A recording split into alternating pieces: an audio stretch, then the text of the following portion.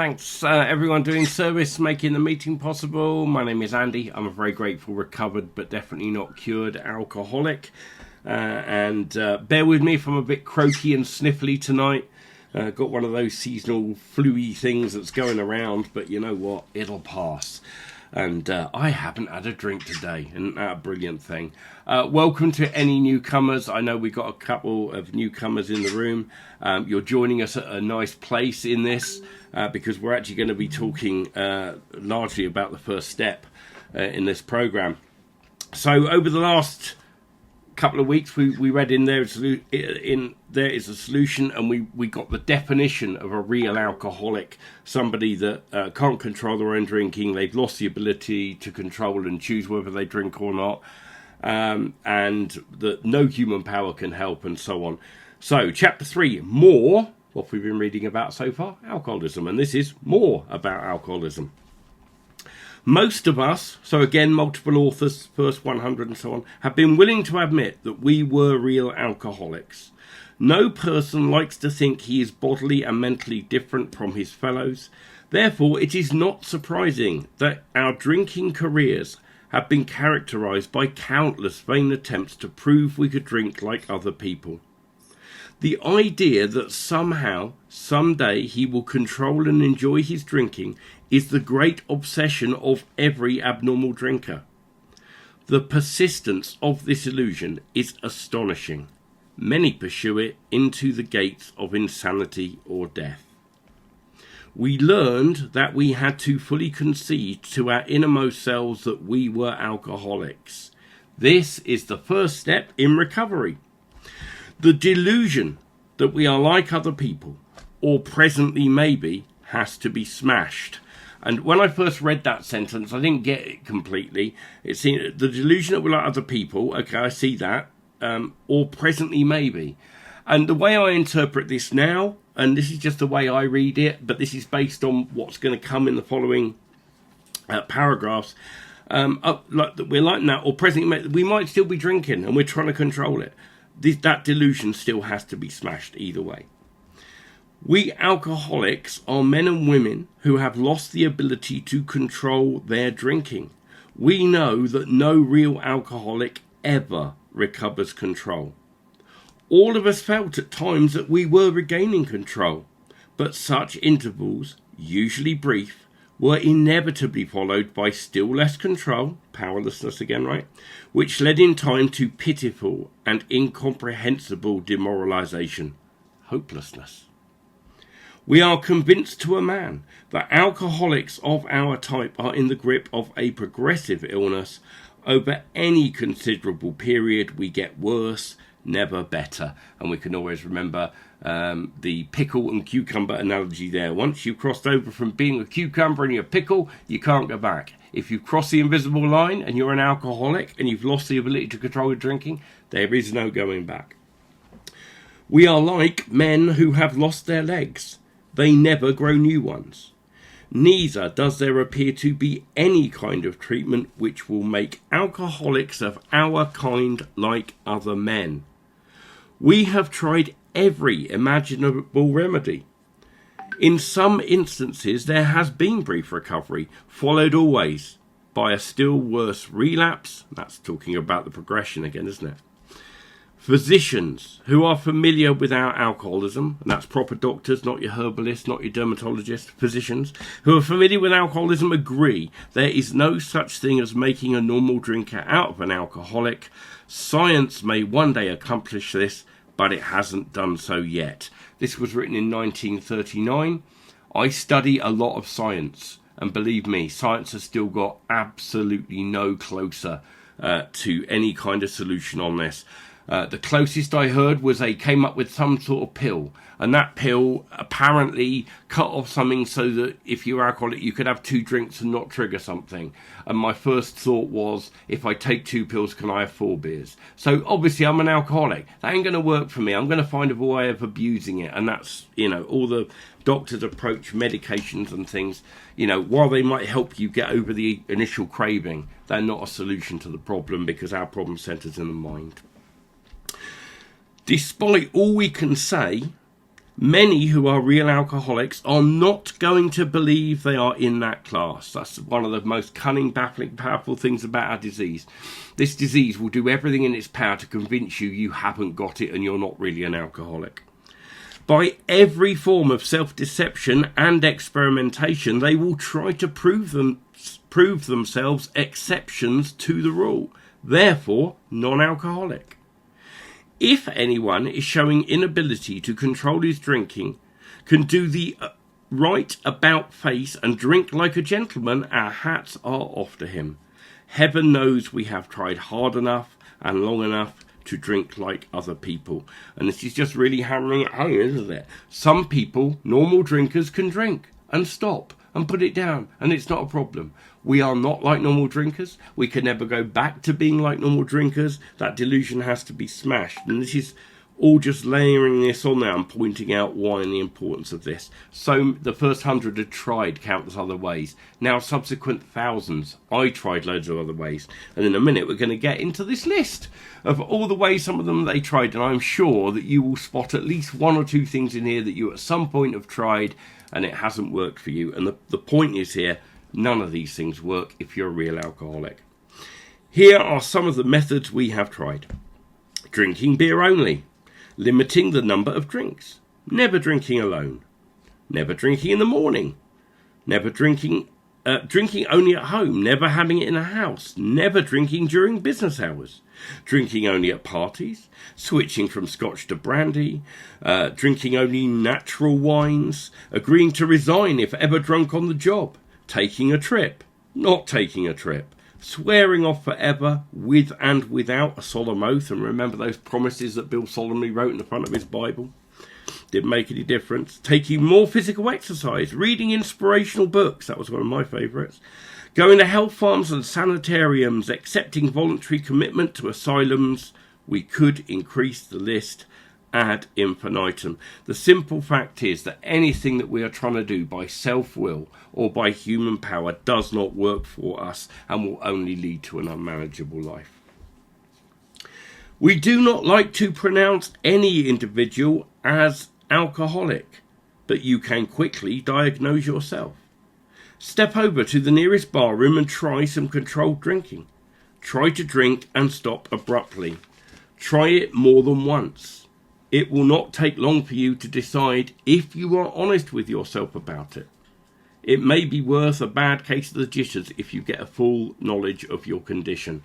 Thankfully, by the time I got to AA this time, I'd done my experimenting. I'd done all that try and control drinking. I knew it didn't work for me. I knew it was impossible.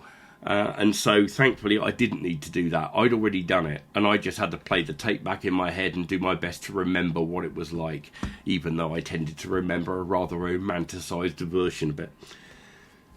Though there is no way of proving it, we believe that early in our drinking careers most of us could have stopped drinking.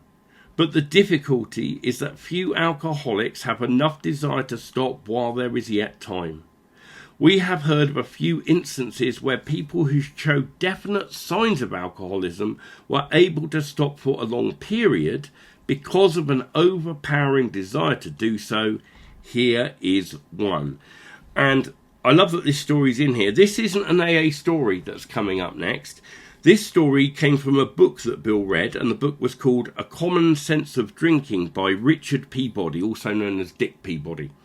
And this account came from that book, and Bill is retelling that account. So that's where this next story comes from. A man of 30 was doing a great deal of spree drinking. He was very nervous in the morning after these bouts and quieted himself with more liquor. He was ambitious to succeed in business, but saw that he would get nowhere if he drank at all. Once he started, he had no control whatever. He made up his mind that until he had been successful in business and had retired, he would not touch another drop. An exceptional man, he remained bone dry for 25 years and retired at the age of 55 after a successful and happy business career. He then fell victim to a belief, which practically every alcoholic has, that his long period of sobriety and self-discipline had qualified him to drink as other men. Out came his carpet, slippers and a bottle. In 2 months he was in a hospital, puzzled and humiliated. He tried to regulate his drinking for a while, making several trips to the hospital in the meantime. Then, gathering all his forces, he attempted to stop altogether and found that he could not. Every means of solving his problem which money could buy was at his disposal. Every attempt failed. Though a robust man at retirement, he went to pieces quickly and was dead within 4 years. So that guy died at 59. This case contains a powerful lesson. Most of us had believed that if we had remained sober for a long stretch, we could thereafter drink normally. But here is a man who at 55 years found he was just where he had left off at 30. We have seen the truth demonstrated again and again. Once an alcoholic, always an alcoholic. Commencing to drink after a period of sobriety, we are in a short time as bad as ever. And I think this next paragraph, I have it highlighted in my book. If we are planning to stop drinking, there must be no reservation of any kind, nor any lurking notion that someday we will be immune to alcohol. When we admit and we say that we're an alcoholic, what we're doing is saying we can't go back. We are pickles. We can never go back. We will never be immune. The smallest amount. Effectively, there's no take-backs once you say you won, right? And so at this point, normally when I'm going through the book with other people, we quite often go back to the question now that we read on page 30. It's not a question, but you can word it as a question. You don't have to do this. This isn't mandatory. This is just something that I've done and others do. But you can turn it into a question. So the original line, back on page 30, we learned we had to fully concede to our innermost selves that we were alcoholics, right? This is the first step in recovery. So the question is, do you fully concede that you are an alcoholic? And if you ask yourself that question and you say yes, the answer will be one or two things. Yes or silence. And if it's silence, talk to your sponsor. Okay, back over to page 33. Young people may be encouraged by this man's experience to think they can stop, as he did, on their own willpower. We doubt if many of them can do it because none will really want to stop, and hardly one of them, because of the peculiar mental twist already acquired, will find he can win out. Several of our crowd, men of 30 or less, had been drinking only a few years, but they found themselves as helpless as those who had been drinking 20 years. And when it talks about men of 30 or less, the first AA member we know that was under 30 was AA number 4, Ernie Galbraith from Akron.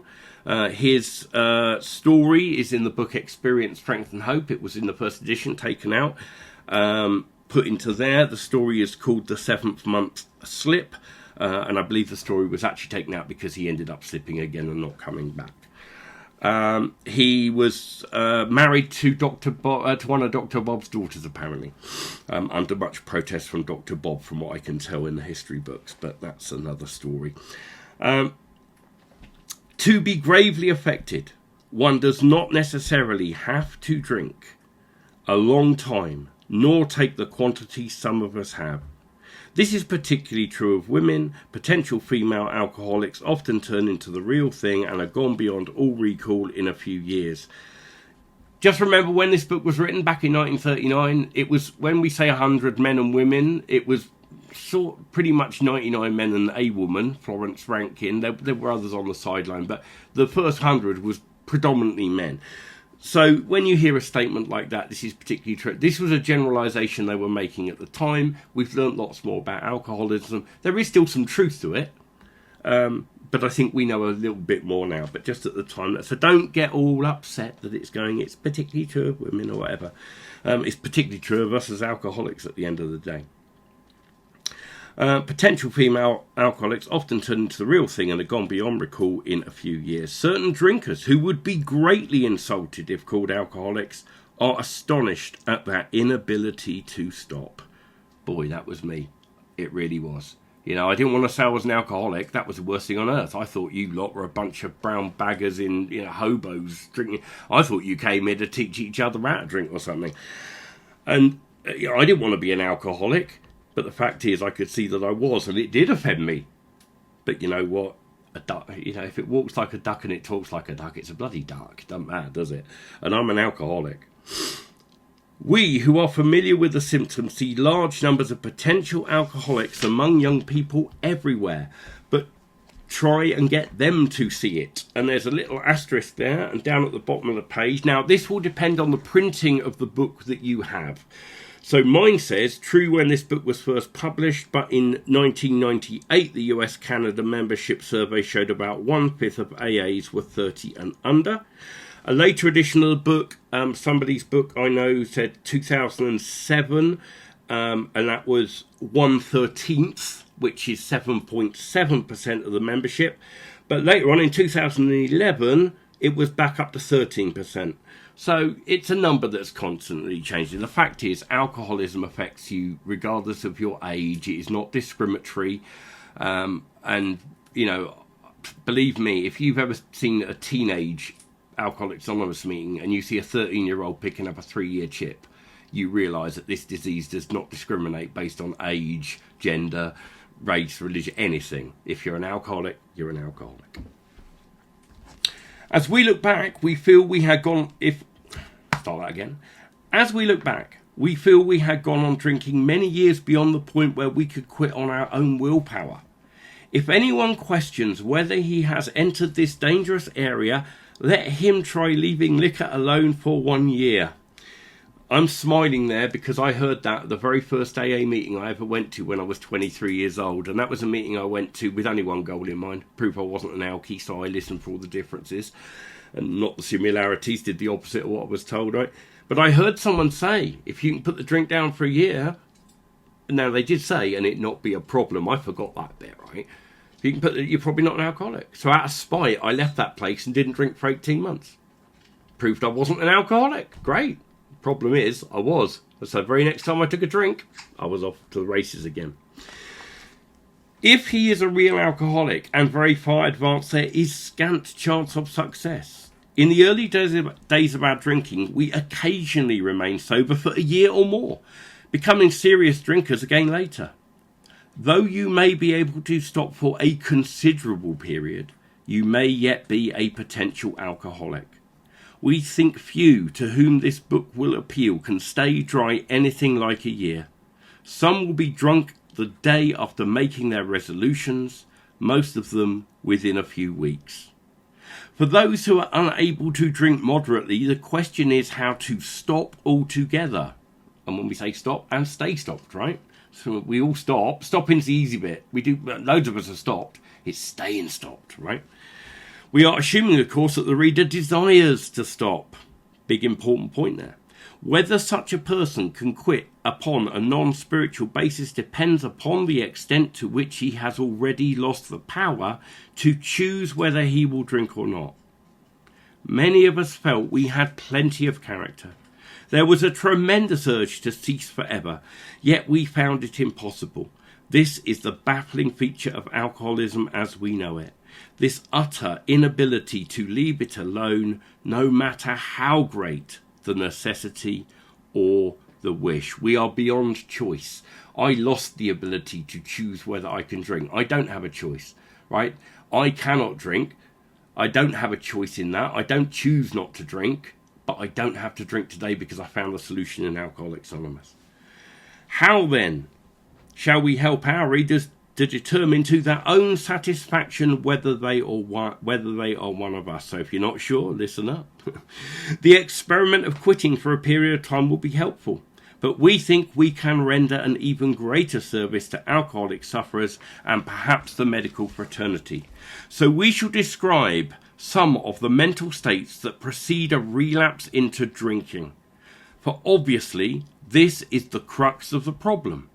And that makes me think, why is it the crux of the problem? Well, simply because if we don't have that if we don't have that mental obsession, we don't take the first drink. If we don't take the first drink, we can't trigger the craving, and then we're not back off on that cycle of hopelessness again.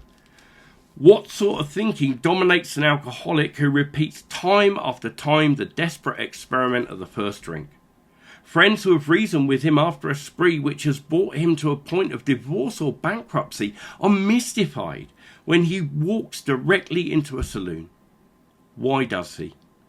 Powerlessness, right? One word, powerlessness. Of what is he thinking? Our first example is a friend we shall call Jim.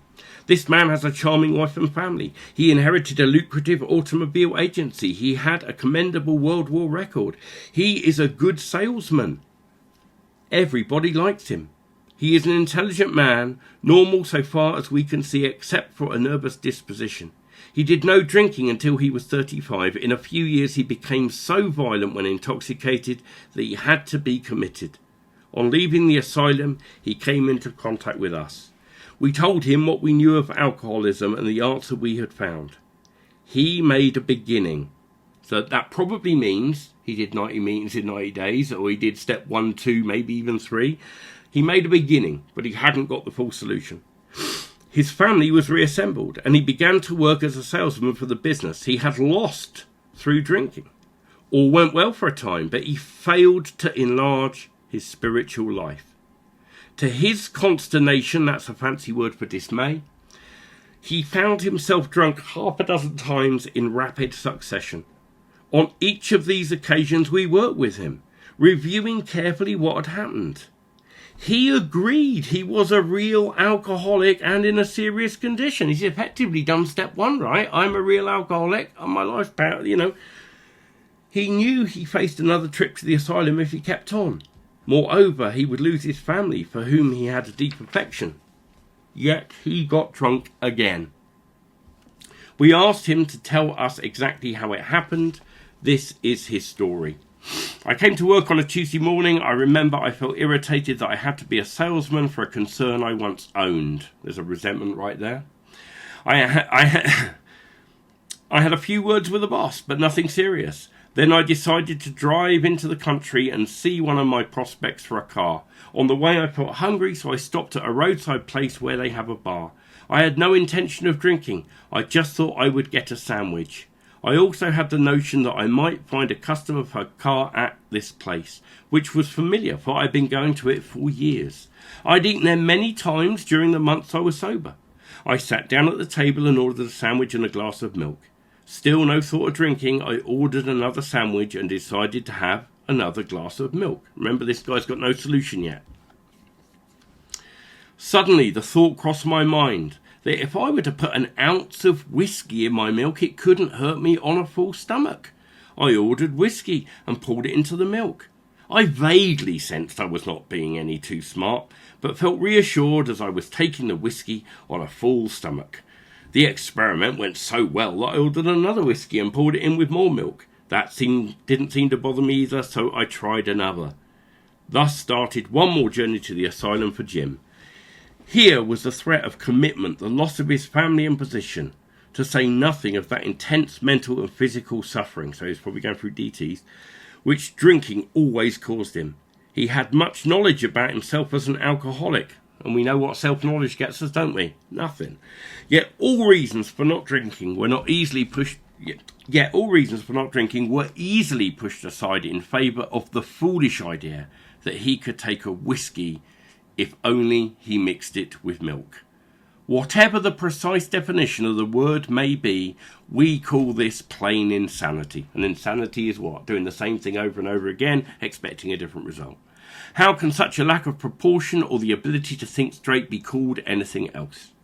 You might think that this is an extreme case. To us it is not. To us it is not far-fetched. For this kind of thinking has been a characteristic of every single one of us. We have sometimes reflected more than Jim did upon the consequences, but there was always the curious mental phenomenon that parallel with our sound reasoning, there invariably runs some insanely trivial excuse for taking the first drink. Our sound reasoning failed to hold us in check. The insane idea won out. Next day we would ask ourselves in all earnestness and sincerity how it could have happened. In some circumstances we have gone out deliberately to get drunk, feeling ourselves justified by nervousness, anger, worry, depression, jealousy, or the like. So that's a list of shortcomings there, right? But even in this type of beginning, we are obliged to admit that our justification for a spree was insanely insufficient in the light of what has always happened. We now see that when we began to drink deliberately instead of casually, there was little serious or effective thought during the period of premeditation of what the terrific consequences may be. And I am going to wrap it up there because we are at time, and I look forward to hearing your share back. Thanks so much for letting me read and take you through this.